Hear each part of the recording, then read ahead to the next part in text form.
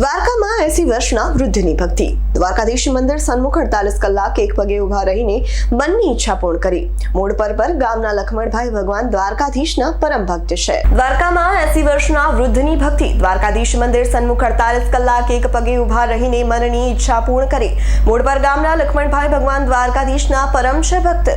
ભગવાન દ્વારકાધીશના અનન્ય શ્રદ્ધા ધરાવતા લખમણભાઈએ 48 કલાક દ્વારકાધીશ મંદિર સન્મુખે એક પગ ઉભા રહીને ભક્તિમાં થયા લીન।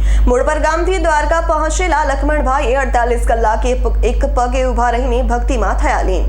લક્ષ્મણભાઈ નામ અમીરભાઈ, મોડપર ગામ, તાલુકો લાલપુર, જિલ્લો જામનગર। કાયમ મોડપુરથી 10 કિલોમીટર થાય, વાળી 5-10 કિલોમીટર આવે ને 10 જવાનો, અને ઠાકોરના મંદિરની સેવા થાય આપણે કરી।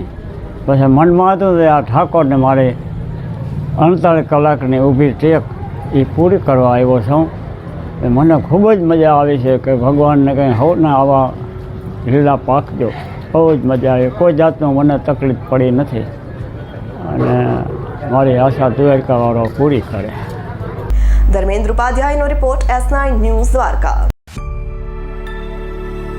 અમારી તમામ માહિતીથી અપડેટ રહેવા માટે જોડાયેલા રહો S9 ન્યૂઝ સાથે।